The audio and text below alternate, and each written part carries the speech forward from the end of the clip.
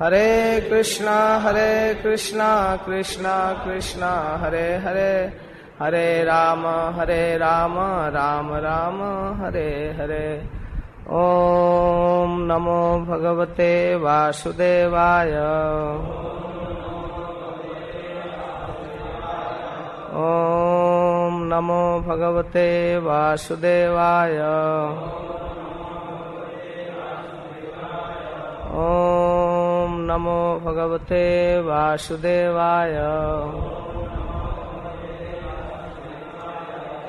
कल हम लोग श्रीमद् भागवतम के प्रथम स्कंद के 7वां अध्याय में प्रवेश किए हैं। इसमें 7वां अध्याय के प्रारंभ में शौनक जी का प्रश्न है, निर्गते नारदे श्रुत भगवान बादरायण श्रुतवान सदभिप्रेतम ततः किम अकरोद विभु। शौनक जी प्रश्न करते हैं कि हे सुत गोस्वामी, सर्वज्ञ सर्वशक्तिमान भगवान व्यास देव नारद जी के जाने के बाद क्या किए। तो कल सत्र के अंत में आप थोड़ा संक्षिप्त में सुने। सुत गोस्वामी उत्तर देते हैं कि अपने सम्याप्राश नामक आश्रम में व्यास देव रहते थे। उस आश्रम की विशेषता है कि ऋषिणाम सत्रवर्धन, सम्याप्राश इति प्रोक्त ऋषिणाम सत्रवर्धन। ऐसा आश्रम था कि ऋषियों का जो भक्ति भजन का वर्धन करने वाला था। स्वाभाविक वहाँ बद्रिकाश्रम में जहाँ व्यासदेव का आश्रम था, वहाँ प्रायः साधु संत महात्मा आते थे और सत्संग होता ही रहता था। तो उस आश्रम की विशेषता वर्णन करते हुए कहते हैं कि वह गंगा के पश्चिमी तट पर, जिसको वहाँ सरस्वती कहा गया है, अपने आश्रम के निकट बहने वाली गंगा में स्नान करके अपने चित्त को समाहित किए और फिर भगवान का स्मरण करने लगे। जैसा देवर्षि नारद ने संकेत किया था, तो सबसे पहले उन्होंने अपने मन को पवित्र किया भक्ति योग से। भक्ति योगेन मनसी सम्यक प्रणिहिते मले अपश्यत पुरुषम पूर्वम मायाम च तत्पाश्रयम। सबसे पहले पूर्व पुरुष को देखे। पूर्व पुरुष का अर्थ अनेक तरह से किया गया है। पूर्व पुरुष का मतलब जिनसे पहले कोई दूसरा पुरुष नहीं था, पहला व्यक्ति, उस पूर्व पुरुष को जो सबसे प्रारंभ में, सृष्टि के प्रारंभ में शेष रहता है, जिनके बाद इस जगत की सृष्टि होती है, उस पुरुष को दर्शन किए और इसके बाद माया का दर्शन किए, जो भगवान के परोक्ष में रहती है, सामने नहीं आती है, क्योंकि भगवान के तटस्था शक्ति जीवों को दुख देती रहती है, सताती है। तो माया के फेज को देखे, किस प्रकार माया जीवों को सताती है। यया सम्मोहितो जीव आत्मानम त्रिगुणात्मकम। किस प्रकार 3 गुण में आबद्ध जीव माया के चक्कर में पड़कर त्रसित हैं, इसको व्यासदेव देखे। मतलब जीव के अंदर रहने वाले कमी को, उसके रोग को समझे पहले, इसके बाद निदान। तब अनर्थो पश्मम साक्षात भक्ति योग मधोक्षजे लोकस्या जानतो विद्वान चक्रे शाश्वत संहिताम। इसके बाद जीव के अनर्थ का उपशमन करने के लिए साक्षात भगवान के भक्ति योग का वर्णन किए।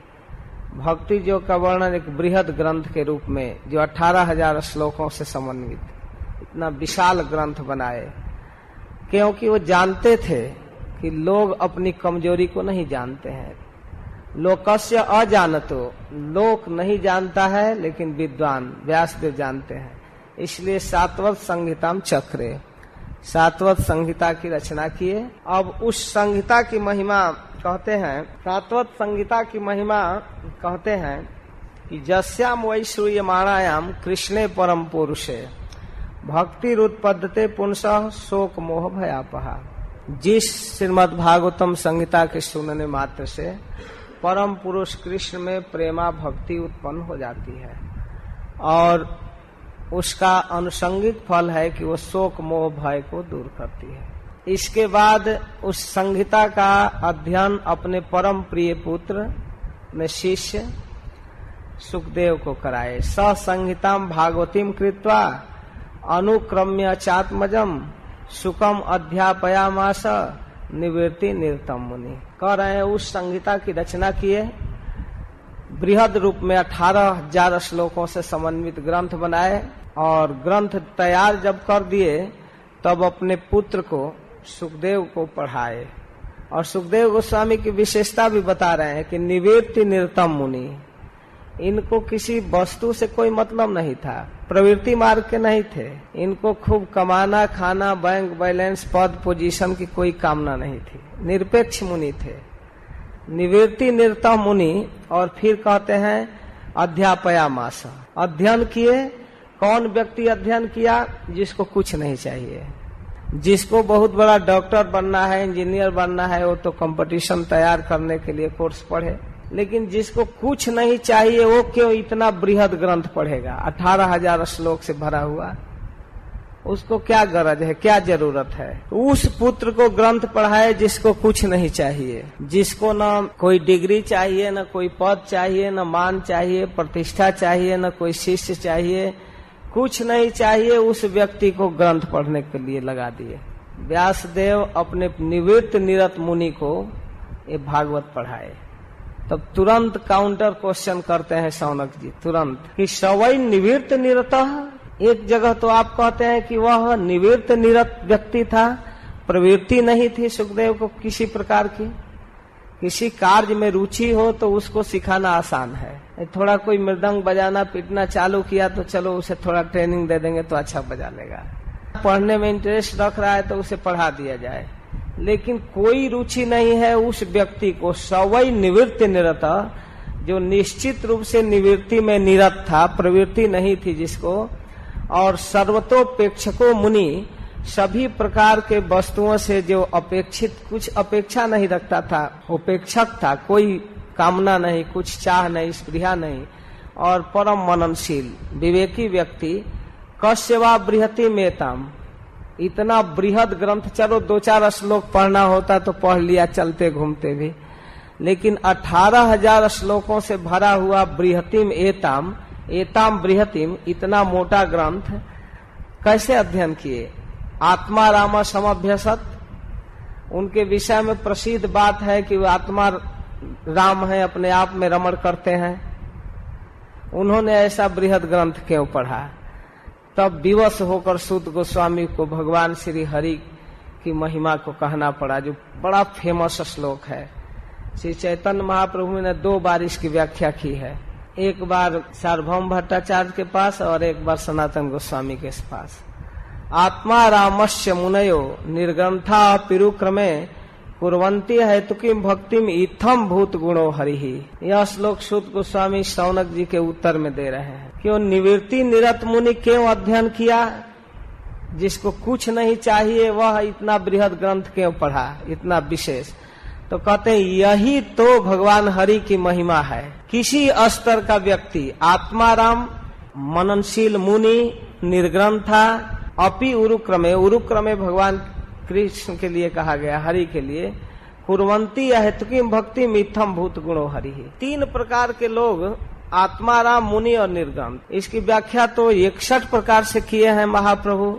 संक्षेप में मोटा मोटी अर्थ यह समझना चाहिए कि जो अपने आप में रमण करता है। अपने आप में रमण कई तरह के लोग करते हैं।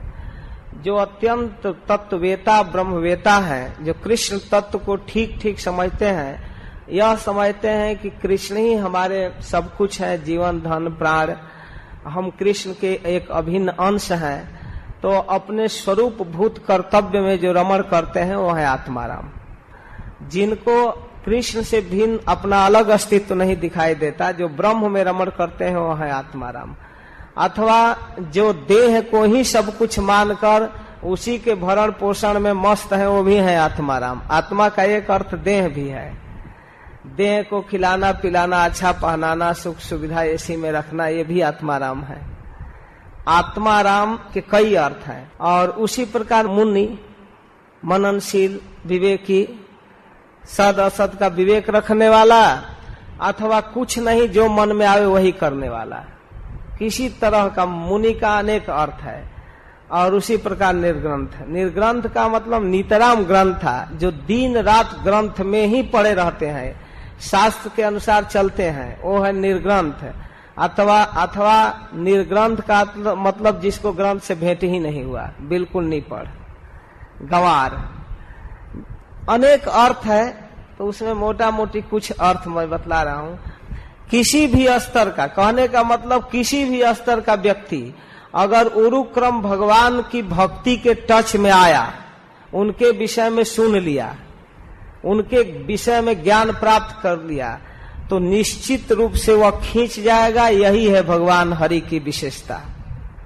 आत्माराम मुनि भी खींच गया, इसमें कोई आश्चर्य नहीं है शौनक जी। वे कुर्वंती हेतुकीम भक्तिम, अगर भगवान के संपर्क में आए, भक्ति के श्रवण करने को मिल गया कृष्ण का गुण, कृष्ण की लीला कथा, कृष्ण की महिमा अगर किसी तरह उसके कान में गिर गया, तो निश्चित रूप से अहेतुकीम भक्तिम करने लगता है। वो अहेतुकी भक्ति करता है। यह इत्थम भूत, यही है भगवान हरि की विशेषता। सबके अर्थ किए हैं, हरि के भी अनेक अर्थ किए हैं। हरि के अनेक अर्थ करते हुए महाप्रभु कहते हैं, हरि र अनेक अर्थ दुई मुख्यतम, सर्व अमंगल हरे प्रेम दिया हरे मन। हरि के अनेक अर्थ है, लेकिन दो महत्वपूर्ण है कि सारे अमंगल टच में आते ही अमंगल दूर कर देते हैं और अपना प्रेम देकर उसका मन हर लेते हैं। ये मुख्य अर्थ है। तो इस प्रकार यह सर्व विशेषता से संपन्न हरि कि भक्ति के टच में अगर जो व्यक्ति आया, वो खींच जाएगा। इसमें आश्चर्य करने की बात नहीं है। इतना बृहद ग्रंथ क्या, जीवन भर केवल कृष्ण कथा में लगा रहेगा।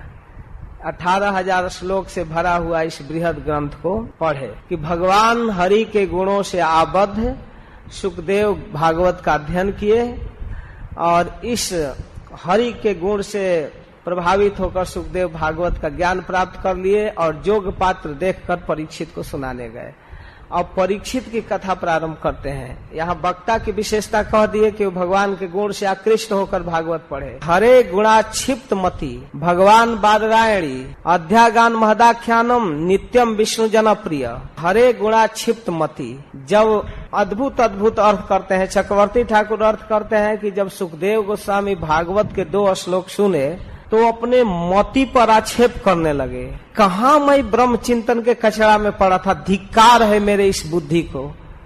हरे गुणा क्षिप्त मति, भगवान हरि के गुण जब उनके चित्त में आया तो अपने पूर्व मति पर आक्षेप करते हुए, ओहो धिक्कार है मेरे बुद्धि को कि मैं इस निर्विशेष ब्रह्म के चिंतन में व्यर्थ ही लगा था, जहाँ इतने सुंदर माधुर्य और आनंद से भरे हुए श्री भगवान हैं। उनकी रूप माधुरी, वेणु माधुरी, लीला माधुरी, धाम माधुरी, इस मधुरता को छोड़कर मैं निर्विशेष ब्रह्म के चिंतन में लगा था, इसलिए वो अपने मति को धिक्कार रहे हैं। वास्तव में मैं व्यर्थ ही समय बिता रहा था। वह भगवान बादरायणी सुखदेव गोस्वामी व्यास पुत्र अध्यागान महदाख्यानम, भगवान के विषय में समन्वित श्रीमद् भागवतम का अध्ययन किए। भगवान के गुण उनको प्रभावित कर दिया, इतना लोभ बढ़ गया कि अब 2 श्लोक क्या 18,000 श्लोक का अध्ययन। और इस आख्यान के अध्ययन करने के कारण नित्यम विष्णु जनप्रिय। और जब इस आख्यान का अध्ययन किए और उसका प्रवचन करने लगे तो वैष्णव के समाज में प्रिय हो गए। यह प्रियता उनको प्राप्त कैसे हुई कि विवश होकर भगवान हरि के गुण को अध्ययन किए, गंभीरता से पढ़े और इसका प्रवचन किए। और ज्यों ही सुखदेव गोस्वामी ब्रह्मर्षियों, राजर्षियों और देवर्षियों की सभा में भागवत का प्रवचन किए, तो इस कारण से वो भगवान के भक्तों का प्रिय हो गए। नित्यम विष्णु जनप्रिय, और नित्य ही भगवान विष्णु के भक्तों का प्रिय है। विष्णु जन वैष्णव के प्रिय हो गए। यह है सुखदेव गोस्वामी की विशेषता। भगवान की भक्ति करने के कारण, भगवान के गुणों को अध्ययन करने के कारण और प्रवचन करने के कारण इतना प्रसिद्ध हुए, प्रिय हुए, वैष्णव के प्रिय हैं सुखदेव गोस्वामी। परीक्षित के विषय में कहते हैं कि हे ब्राह्मण, अब मैं ऐसे राजा की कथा कहने जा रहा हूँ जिसके जन्म की चर्चा, कर्म की चर्चा और मृत्यु तीनों की चर्चा करते ही कृष्ण कथा निकलती है। परीक्षितो अथ राजर्षे जन्म कर्म विलापनम संस्थाम च पांडुपुत्राणाम बक्षे कृष्ण कथोदयम।